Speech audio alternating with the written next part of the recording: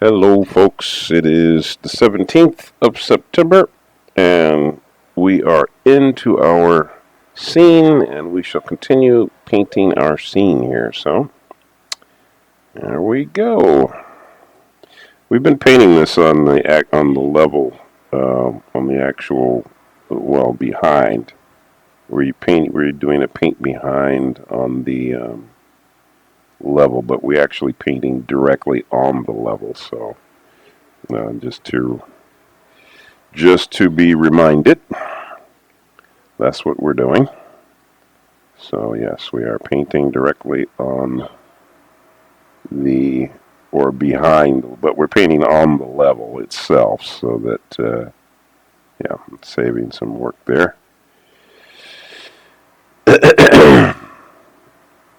Dropping some color in here. Okay.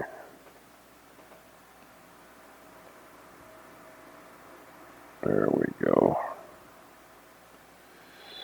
All right.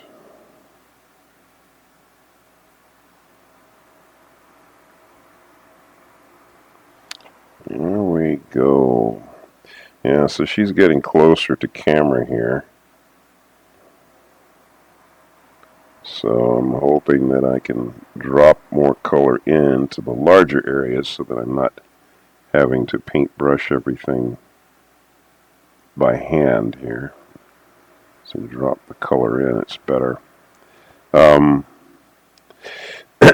was mentioning that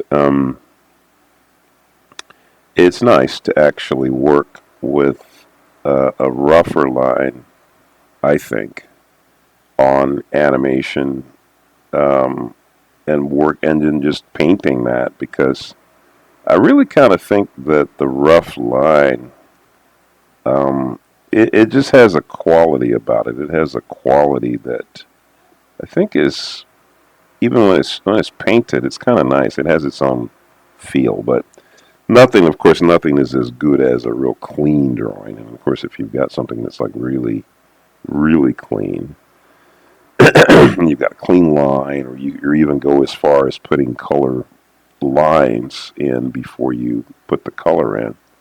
There is a quality to that that I certainly think is great. I think Mr. Disney, back in the day when they were inking on cells, the quality of the finished work was just impeccable. I mean it. It's better in my opinion than even computer animation today. I mean, computer animation, we could do so many things now, and it's great. But oddly enough, it's funny. I can look at an old Disney cartoon, and I can honestly say that even with all of our fancy things that we can do now, I look at that old stuff done by hand, and I gotta say that it's still better. Now, I mean, that may be just me because I'm a nostalgic kind of guy, and that's certainly not untrue. But I don't know. I look at Pinocchio, and I'm just floored at the amount of attention to detail and rendering. Just the color and everything just looks beautiful. Um, so yeah, um, I'm really amazed at that. To me, I think that it's remarkable. Um, so to me, there isn't anything like it. Um, I think we put way too much. The computer animation took us to a place where cartoons start to be kind of real. You know, it took the cartoon out of a two-dimensional place, and it took it to a three-dimensional place. And that's not necessarily bad, but it's just really different. Whereas I think the two-dimensional world, I think there is a kind of charm to the two-dimensional world. And in some ways, I think, I'm not going to say it's superior to doing something with the computer. It's different. It's different. I guess that's maybe a better way to say it. It's different. We tend to think, oh, is this better? Well, is it really about being better, or is it just different? I just would say it's different. So, you take that for whatever it's worth. Yeah.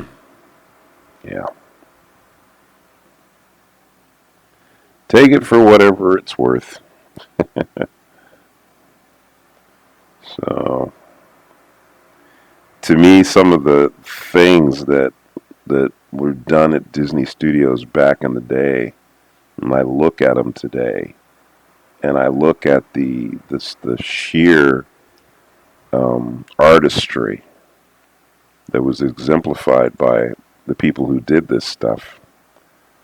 I have to say I'm humbled by it, really.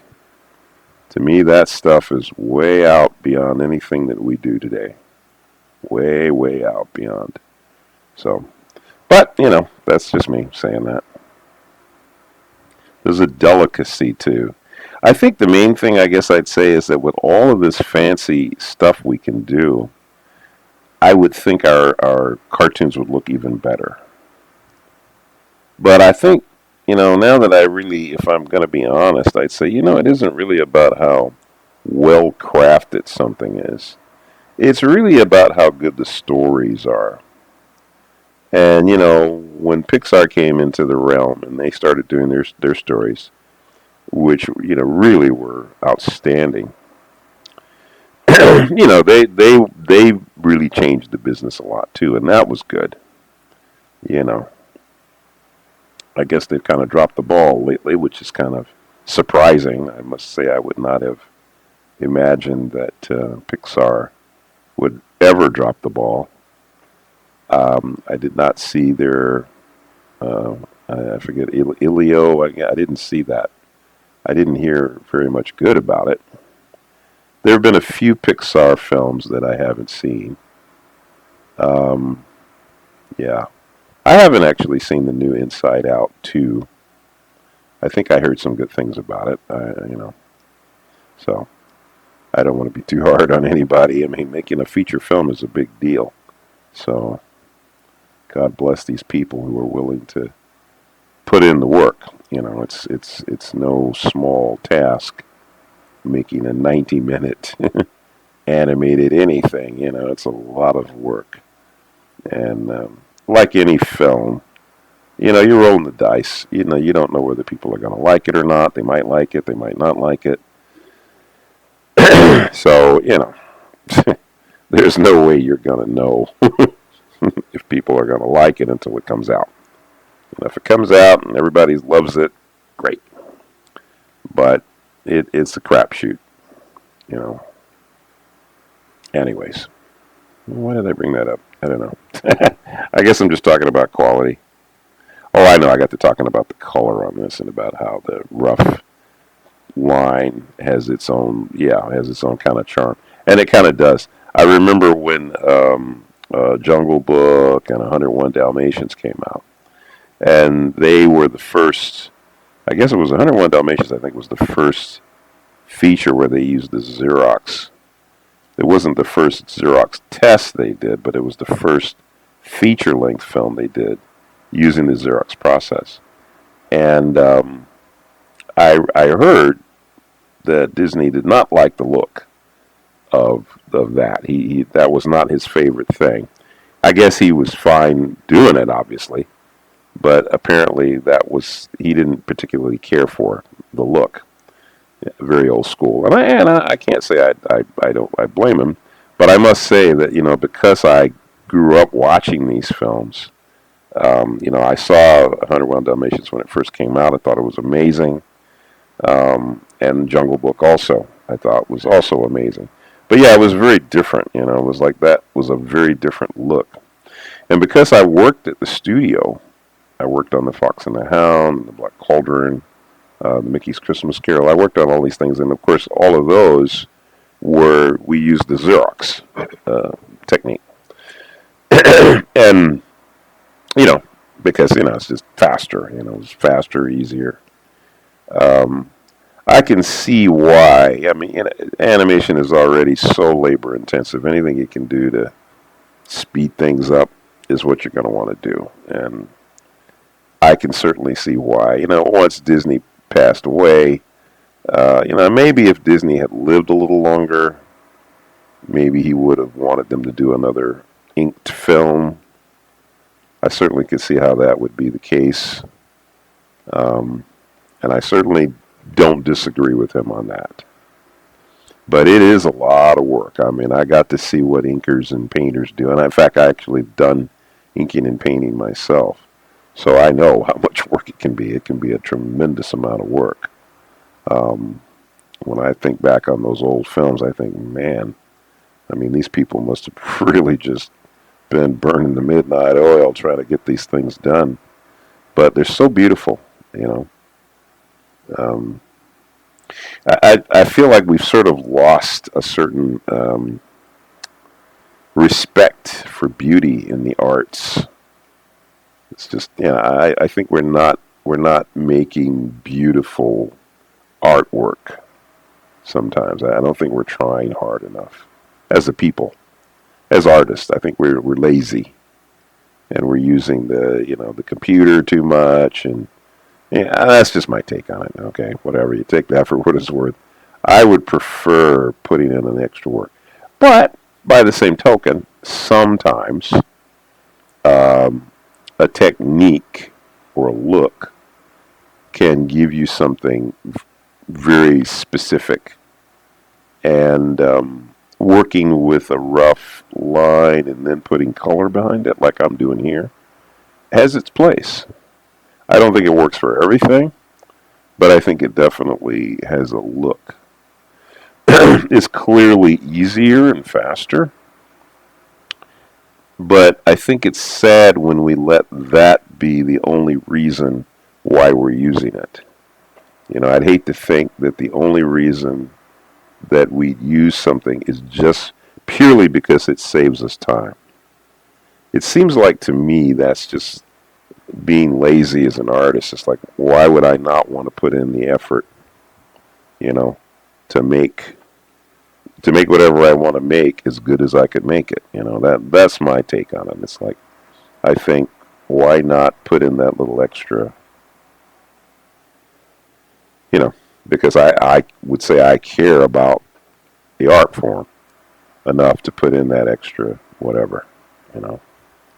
So anyway, that was one of the things that I liked about Richard Williams.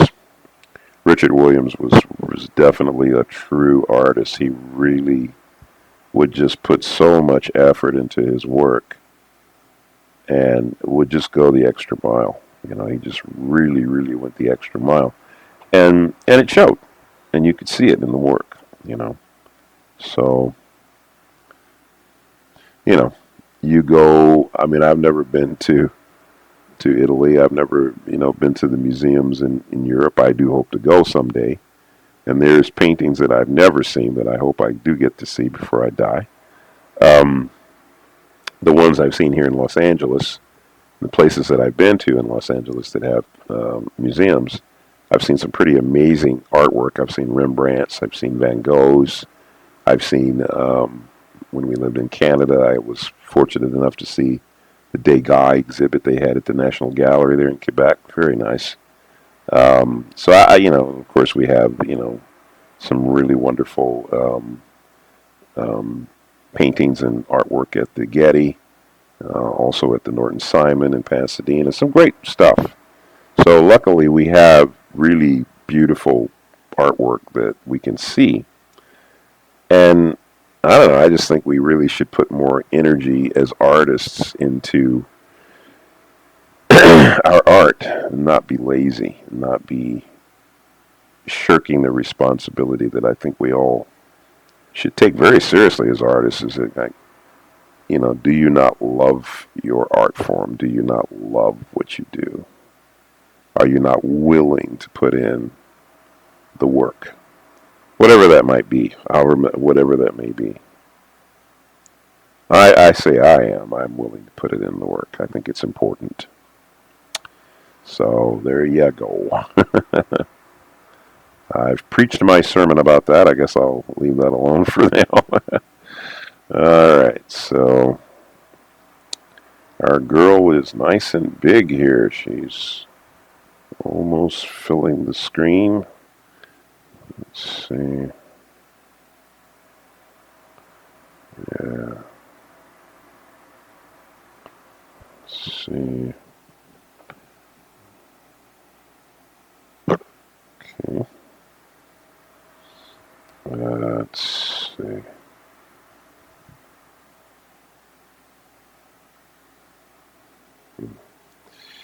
Well, let's see here. I guess I could make a really big brush. That would simplify matters, would it not? Yeah, sure did. That definitely simplified matters a little bit. Sure did. All right. Yep. All right.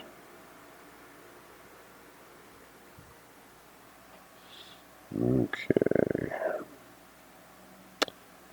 Yes, sir.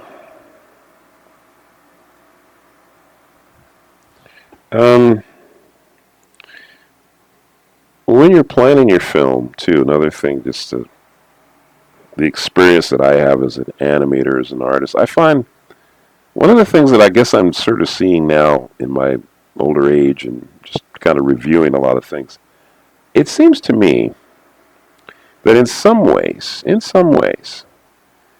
the planning that we put into making something could get in the way with actually making it. And let me define that. If you're making an animated feature film, um, because it's so much work and because you have lots of people working on it, you have to plan. You can't leave things up to imagination. You can't leave things up to chance. So you end up, figuring out all the little details. And also because you have a lot of people working on it. It's not just one or two people or even a handful of people. You've got literally maybe sometimes thousands of people working on something. So what am I getting at? Well, what I'm getting at is that a lot of you out there are probably wanting to make your own films. And I guess if I could give you any advice at all, I'd say don't feel like you have to do things in the same way that big studios do them. In other words, don't feel that you have to go through all of the steps.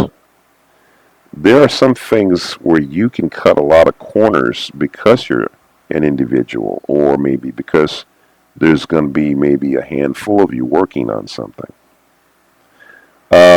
Because sometimes a lot of steps to get something done can also make it take a lot longer.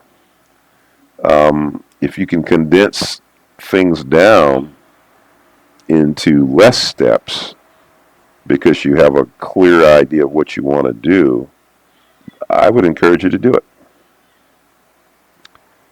Because I found my experience is that, and I learned some things even when I was a director at Warner Brothers. I learned a lot of very valuable lessons about what you could do, things that you could do, how you could get something to work better.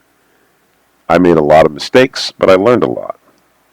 And I would have to say that in some ways, I think professionally, I think we end up sometimes doing a lot of stuff that maybe we don't have to do.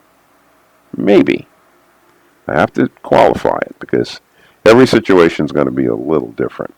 But I think there have been times, if I'm going to be really honest about it, where if I looked at it carefully, I'd have to say, we could have saved time on this. We could have saved time on that. We could have jumped over this bit or that bit.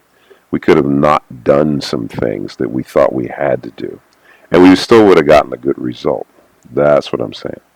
And in the game of getting this stuff done, you do what you have to do to get it done. Oops. You do what you have to do. That's the real key thing, I guess, is understanding that you do what you need to do. Sometimes you can skip some steps. Now, I mean, some steps obviously you can't skip. I mean, you're going to want to do a storyboard. But I'll even go as far as to say that even if you really know what it is you want to do, and you're making the film yourself, and you're the animator, and you might be able to just kind of dive right into some things without having to do too much preparation. You might be able to do that.